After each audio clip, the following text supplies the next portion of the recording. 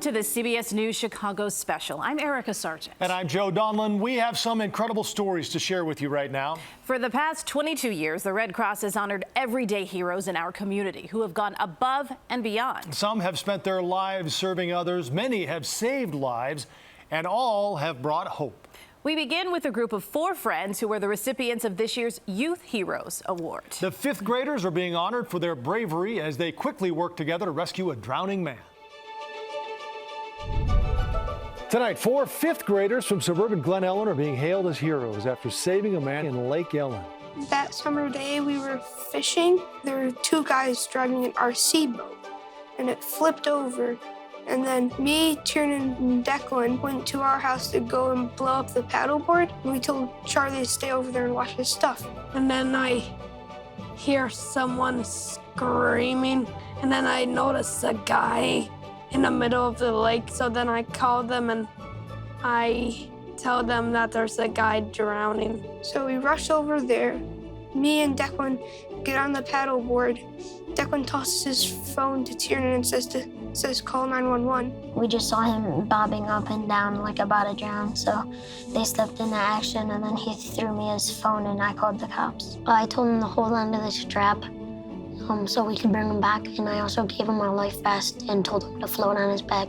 2 weeks before, we went whitewater rafting in pretty strong rapids. The director who was on the boat with us, he said if someone jumps in, give them a life jacket and tell them to float on their back. A woman came up to me and she said nobody was really doing anything. Everybody was kind of looking at each other, all adults. And out of nowhere, these little boys come out like military men and drop the boat in the paddle and in the water, and they paddle out and they brought him back in. He could have drowned without anybody else's help. When you see someone's needing help and they clearly need it, ask them if they need help. All about teamwork, like how 2 of us went and 2 of us were on like the other side watching stuff and calling the cops.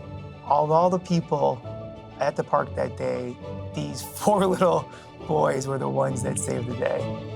The boys have also been recognized by Glen Ellen Police and their school district for this exemplary act of heroism. The relationship between police and the community they serve often centers on safety and protection, but it can also be inspirational. This year's law enforcement hero is Chicago police officer Kenneth Griffin. He is personally investing in young people to help them reach their highest potential. Growing up in the Inglewood neighborhood, there was never a healthy relationship between myself and law enforcement, and it wasn't necessarily bad, it just was non-existent. I decided that I was gonna be this community-oriented officer where we get to bridge the gap between the community and police officers. So no matter what is a nonprofit, we work with young people. We invest in them through job readiness training, mentorship, and mental health healing with a strong emphasis on helping young people reach their highest potential. We mentor young men and women. We took 2 young ladies who were interested in culinary arts. We took them on a trip to Florida. We saw how successful that was, and we saw that we can build upon this, and it went from 2 small girls to hundreds of kids. And so we started the community garden to attack the food insecurity that exists within the Inglewood neighborhood. We teach them how to plant, we teach them how to build garden beds, we teach them the importance of nutritional value and nutritional eating, and then we feed the community with the garden. We take kids out of the country, which is really important to me.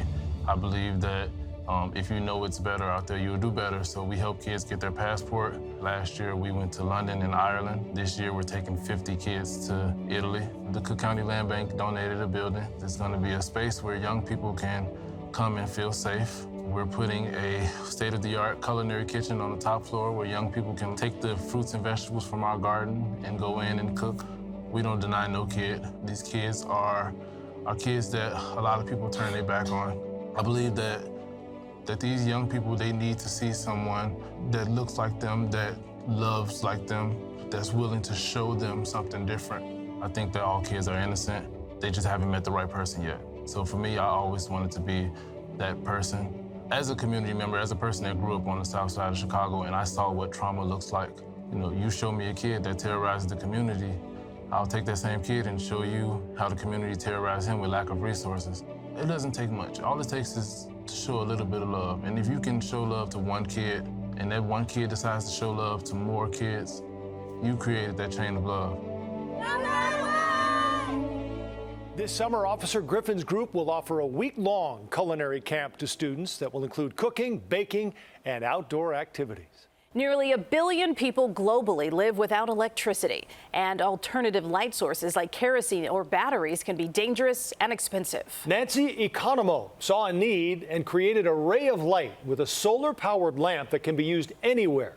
And she's this year's Global Citizenship Hero. So Lots of Love began in 2009 when I had the opportunity to go on a trip to the Philippines. And there was a young girl sitting in her classroom whose face was all burnt. Children are burnt because they don't have electricity.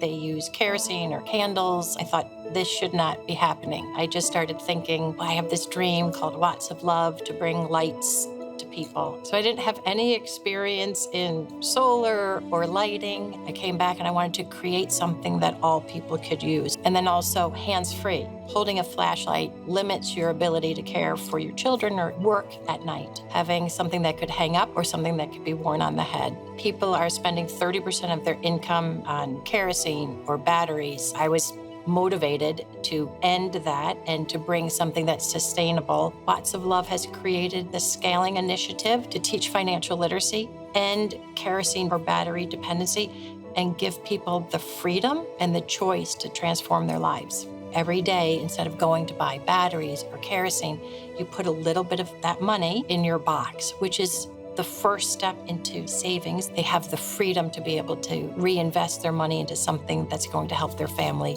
like education and farming and things like that. With the Lots of Love Lighthouse model, it's based on our local partners. We don't come in as the boss or the teachers. We come in to serve and impart information. In the last 3 years, we lit over 20,000 homes. People are spending, on average, $155 a year for batteries or kerosene. That money is already in the community, and we're just diverting it to something that's going to multiply. Every person wants to be able to take care of their family. It's really the people who receive the lights and the financial literacy training are the heroes. They're doing all of the work. They're the ones saving and reinvesting. It's just a privilege to hear what they've been able to do. Nancy has traveled all over the world to some of the poorest areas, and yet she says people who have nothing have the most generous spirits. The critical act of donating blood is essential for surgeries, cancer treatment, chronic illnesses, and traumatic injuries. The Blood Services Hero Award goes to 2 women who are helping other women in the field of collecting blood. Girls in the Hood Foundation mission is to improve reproductive health outcomes amongst adolescent females residing in urban areas. HOOD is an acronym for Healthy, Optimistic, Outstanding, and Determined, and that just goes back to our mission of redefining the negative stereotype. So I wanted to remix it. So Girls in the Hood Foundation came to be because my background is public health. I would meet just a ton of girls that were coming in, and they just had negative sexual health and reproductive health outcomes. I just kept saying to myself, like, what can I do about this? So she was like, oh, I'm starting a foundation called Girls in the Hood. And she was telling me about it, and it spoke to my soul, and because it was personal for me. I had my first daughter when I was 18 years old, so I was a teen mom, and I felt like, wow, I wish we would have had something like this when I was growing up. Some girls don't want to go to college. Some don't have the finances to go to college. So we were thinking about some short-term certification programs that we could bring. Well, we know that phlebotomy is always a needed field. So we wanted to find something that was always marketable, something that someone can always get a job in 50 states, or you can go to another country and draw blood, right? But we want this program to be accessible to those in the community who are unemployed and underemployed. The applications kept coming. We selected six women that were just looking for a different type of opportunity. And we funded everything from the beginning to the end, the state boards, the scrubs, the classes, and everything. We funded that just from our organization. Not only did they get their phlebotomy, but they also got certified in CPR. And we're looking forward to our second cohort. So having organizations like Girls in the Hood is vital. Every day we are sending out over 25 drives just here in Illinois. And if you imagine that across the nation, there is such a need for this key role in being a phlebotomist. The girls that we serve are the heroes. Chicago streets are tough, and they're getting up every day, and they're trying to have these positive attitudes, and they're going to school, and they're trying to get their best. I'm flattered and honored by this, honestly, but I do think that they they are the heroes. Joining the military and serving our nation is a call to duty, and that sense of duty doesn't go away after retirement. The 2024 military hero is awarded to Fred Williams Jr., a veteran of the United States Air Force who now answers the call of duty through mentorship. I enrolled in the Air Force in April of 1976. I was stationed in Kadena Air Force Base, Okinawa, Japan. One of the things I remember about my military service, especially in Okinawa, was the leadership, my mentors. I had outstanding leaders, and they taught me a lot. They taught me about how to be disciplined. So Youth Conservation Corps is not an alternative school. It is a career readiness agency. We welcome particular age group, 16 to 24-year-olds. We help students get their GED or their Penn Foster diploma, high school diploma. Youth Conservation's mission is to make an impactful change, positive change on the lives of the youth that we serve, to make them career ready, to make them productive citizens, and to help them to be critical thinkers and to prepare them for the workplace. I'm the life skills teacher. I teach about communication skills. I teach about resiliency, decision-making, critical thinking elements that I've probably impacted over 1,000 youth. He deserved it. I call him Doc. You know, me and Doc, we built our relationship for a long time, and to see him get that, it's a blessing. He deserved it. He's there for the students. He's there for staff, really there for everyone if you need it, you know? Someone that you can approach, talk to if you're going through something. Because of the privilege and the opportunity I have to impact lives, I'm serving youth that are one day gonna be doctors, they're gonna be lawyers, they're gonna be community activists, community leaders, congressmen, senators, maybe even the next president of the United States. I believe in our youth. Williams tells the youth, find the greatness within you. Live it, embrace it, and share it. Nurses save lives every single day, but Patty Samar took her calling even farther. She not only made it her mission to find a patient a new kidney, she donated hers when she learned she was a match. And for that bravery, she's this year's healthcare hero. My mom was also a nurse, so I kind of followed in her footsteps. I just wanted to be able to make some sort of small difference in people's lives. I worked in apheresis, which is where I had the opportunity to meet Kirk. So apheresis nursing involves any kind of procedures where we take the blood out of the body and put it through a machine. I felt like I was going to visit a friend when I was going into treatment.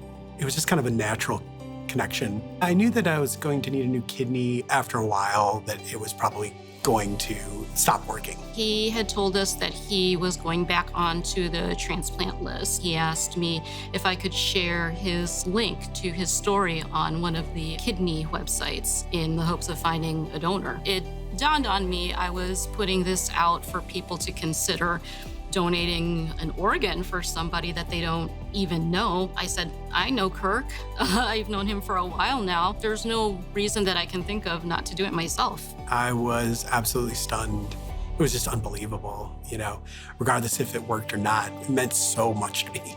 I was overjoyed to hear that I was a match, but it was also a big shock that I was actually going to be able to do this, and then I had to really decide about whether I was going to proceed with it. My mother had passed not too long before this happened, and I think that just inspired me to go ahead and live fully and to be able to give somebody else that chance of living fully. When you find out you're a match, there's still a number of things you have to go through, because they're constantly making sure everything's, you know, on your side and on the donor side are correct and perfect for that actual operation. They took me back first. They got me prepped and ready, and then he was able to come back and chat with me a little bit before they took me to surgery. Just seeing her face and seeing, oh my gosh, this is the person who's actually going to extend my life. It was just amazing. I believe my surgery was about 6 hours. The nurse had come in and told me Kirk is doing great. She'll forever be a part of my life. I want to make sure if there's anything she ever needs, I can be there for her. Living donation is something that has really enriched my life. You can go on and have a healthy, normal life. It's a wonderful gift that you can give somebody. The arrival of migrants to the Chicago area has created many challenges, including for those who wish to help them find their way. This year's Social Justice Hero is awarded to Matt DiMatteo, Executive Director at New Life Centers, for his work in helping families move into permanent housing. So New Life Centers was launched by New Life Community Church. New Life Community Church has been in Chicago for almost 40 years. And almost 20 years ago, we launched New Life Centers as a vehicle to connect with disconnected young people. So we have 500 youth who are getting mentoring. We have after-school education programs. We use sport and play as a vehicle for community building. We have our peacemaking arm that responds to incidents of violence in Little Village, Pilsen, and Brighton Park and tries to stop the next shooting. New Life Centers recognizing the growing need in the community for meats to fresh produce and canned goods. It was all up for grabs. So through the pandemic, we started Pan de Vida. We started feeding people en masse. We opened up the fresh market in June of 2022. And then a few months later, in September of 2022, thousands of new arrivals started coming to Chicago. So when families first arrive to Chicago, we welcome them, say, glad you're here, talk them through the options and the path forward, guide them with emergency resources and food, and then help them toward their next step. We have our Welcome Center that sees anywhere from 600 to 1,000 people per week. We are doing what we call the Storehouse. It's a 40,000 square foot warehouse that connects all of the 24 shelters with emergency supplies. Now the team is moving 55,000 items per month. We have 225 people living in a shelter in Little Village. We move families from shelter into apartments. We've now moved 3,400 families, over 14,000 people, and now we're moving 55 families per day. Our target is people, taking on systems of inequity, poverty, racism, all those things, and walking together and connecting people into community. I believe Matt is a hero because he has accomplished so many things for our community. Although we come from a challenging neighborhood, he brings more dignity to the neighborhood. He brings resources to the neighborhood. He just wants people to grow in the neighborhood, whether that's people that are just arriving, people that are citizens here. He's just open to helping anyone that needs a helping hand. Matt has been able to give me and so many others opportunities. And he hasn't only said it, he has done actions to really make us, the youth, for our voice to be heard. Probably 40 to 50% of our staff now are young people who have come up through our programs, who've been impacted by New Life in some way, but now are leading the solutions and the change for the future. DiMatteo and New Life Centers has organized welcome events for migrants in different neighborhoods on the south and west side. And they also introduce migrants to core churches and nonprofits in their communities. Heavy rains and record-breaking floods devastated several homes in the Austin neighborhood last summer. Resources and volunteers were quickly mobilized to help, all thanks to longtime Austin resident Jacqueline Reed. She's this year's disaster relief hero. All the work that I have done primarily has just been with trying to empower people in my community. The best way that you really build community is to provide an opportunity for people in the neighborhood to help each other. In July of last year, there were catastrophic floods that occurred within Cook County. It turned into a federally declared disaster. The flooding happened on the west side of Chicago, in the Austin community, and I saw how fast the water was coming up, and we had a lot of older people without support and help. I mobilized that same day a group of men, and I asked them to come and volunteer with us to go in there and get this water out of these people's homes, because that's where they slept. That's where their precious things were, the memories were, and it was community helping people in its own community. We had 250 people on a list that needed to have the whole gamut, the stuff taken out of their house, then the muck outs, and then the mold remediation. We've helped probably 400 people with their FEMA applications. We had done quite a lot with stopping mold and stopping all of that. So after major disasters, there's always ongoing needs of the community. And so long-term recovery groups are set up to meet those needs. She's a visionary and she's a leader. So it's almost natural that she would step into this role to lead that community out of disaster and into recovery. Not only is she a leader in the community, but she knows everybody. I am the chair of the long-term recovery group. With the threat of climate crisis and the constant kinds of flooding and fires and snows, we need to be prepared so that we can jump into action right away. I think that's very important for neighbors to learn the real joy of giving, because that makes you a human. Makes you able to use your gifts and your talents and your abilities. A gift that you may have is not a gift to that person until you give it. As chair of the West Side Long-Term Recovery Group, Reed has helped restore some 75 homes. Firefighters are used to running towards danger. And Chicago firefighter paramedic Nicholas DeLeon didn't hesitate to act when a shooter opened fire in a grocery store. He's this year's firefighter hero. Chicago's always been home for me. I knew ultimately that was like my #1 choice. I wanted to be a Chicago fireman. In order to hone your skill as a fireman, you have to go to fires. That's where I wanted to go, was the busiest place. We usually take turns cooking in the firehouse. Sure enough, I had to cook, just like any other day, cooking in the firehouse, you know, go to Mariano's. I was at the checkout line, I was just about to pay. I heard probably about 6 to 8 gunshots. It's part of our culture to react no matter what, even if we're at the firehouse or not. Nick is a true leader. When I heard that Nick sprung into action, I was not surprised at all. A mass amount of people were running from the back of the store screaming there was an active shooter. So at that time, I called 911. I explained to them what the situation was, that I'm an on-duty fireman, I'm at Mariano's, there's an active shooter. I'm gonna stay in the building and look for potential victims. And I just thought something bad happening, I have to stop it, and there's people hurt and I have to help them. An employee near the back, he was screaming, he said, "Hey, someone shot." He didn't know what to do, and I said, "Go to the front of the building, wait for the police, let them know we have someone who's shot." I go to the back of the store, I see the offender, he sees me, and then he runs out the back. I barricaded the door, I came back, I found a young girl who was shot. She was underneath the table. I pulled her out, and then started looking for the bleeding, tried to hold pressure where I could, and then started CPR. Probably 2 or 3 minutes into CPR, the first officer makes her way back. She happens to have a small med kit on her. I start using that to treat more of the wounds that I see on the patient. If there's a takeaway from this, it's just people should always just have a plan in place, talking to your family, and that seems to be the key to success. That's why we train so much, so that in those high-stress situations, that it's all second nature. Nick exemplifies what it is for us to be civil servants. We are committed to doing whatever we need to do to protect the citizens of Chicago. I go to work every day with guys that I think are heroes, and I've worked with guys in the military who I think are heroes, and I by no means, I think, compare myself to them. There's no way I'm like those guys. I don't think I'm a hero. I just think I'm a normal guy. I'm always gonna do my best, even if I die trying. Like many parents, Steve and Sheila Connor struggled to get their son Stone interested in math and science.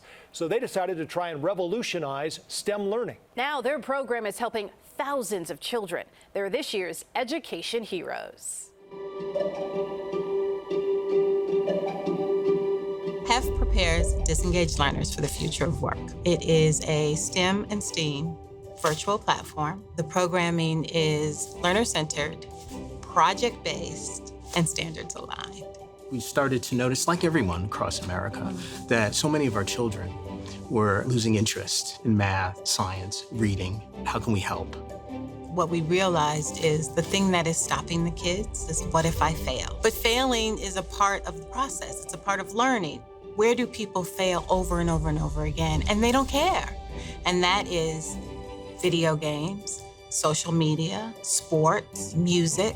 As we were developing the model, we knew that it had to be a gamified model, because that is where people will just suspend their disbelief and dive in. That's where they live. So we have to meet them there if we're actually gonna teach them anything. And it's important for us that the kids have choice, that they can go in and they can choose the areas that they want to try, and then as they experience it, rise and say, this is the area I want to work in. It's led by us listening to students and saying, okay, so this kid likes bikes, this kid likes race cars. Everyone learns a little differently, and everybody has a different reason for wanting to jump into learning. Our programming allows them to do that. I think you need to teach grit, and you need to teach tenacity, and Giving them these opportunities to have to grind it through some of these projects is giving them skills for their life. Currently, we're in 5 schools: New York, Chicago, Connecticut, Philly, and North Carolina. As we roll out our digital platform, we'll be able to service many, many schools across the country. They saw a problem and, took hold of it and said, we got to figure this out. And I love that they did, because they are the right people to do it. The Connors have engaged about 20,000 students, and 75% of them showed improvements in math and reading. As a Chicago public school crossing guard, Angela Thompson protects children every single day. But her good deeds don't stop there. She single-handedly started a holiday toy drive that's reached thousands of families. And Angela is this year's Community Impact Hero. With a smile on her face and seconds counting down, making sure kids get to school safely is Angela Thompson's main priority. You want to go this way? Thompson sees these young faces every day as they head off to school. She's a crossing guard for Chicago Public Schools. She's been doing this for the past 20 years. My passion for children is genuine. I'm always thinking of creative, fun ways to do things. So, first day of school, I love bringing pencils, Valentine's Day, candy, Halloween, treats, Christmas. It's the all-time favorite because that's the hugest thing that I do. What motivated me to have started the Christmas drive was a parent. Young mother, just crying, talking on the phone, my kids are not gonna have a Christmas. And I just looked at her and I said, hey, the last day of school is on Friday. I said, come see me. And when I gave those gifts to her children, it was just the tears that she cried, and she just kept hugging me and thanked me. And it just kept saying, nobody knows what she's going through. So then I started thinking, how many other parents can't afford to do something for Christmas? For the past 14 years, she's been digging into her own pockets, and with some help from donations, she has an annual toy drive. Since 2009, she's proudly served 3,000 families in the Chicagoland area. I've had strangers pull over and give me toys to make a donation, and I'm like, wow, I needed this. They need that connection. They need that love. Every child is special, and every child is unique because every child has a story. I have children who come past me and say, hey, do you have any food today? And so I'll make sure I come back. I said, I got a snack for you, because you just don't know. They have a voice, but what if they can't use it?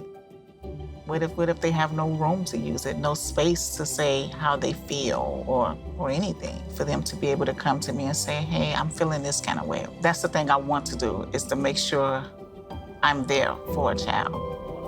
Since 2009, Angela's toy drives have reached 3,000 families in the Chicagoland area.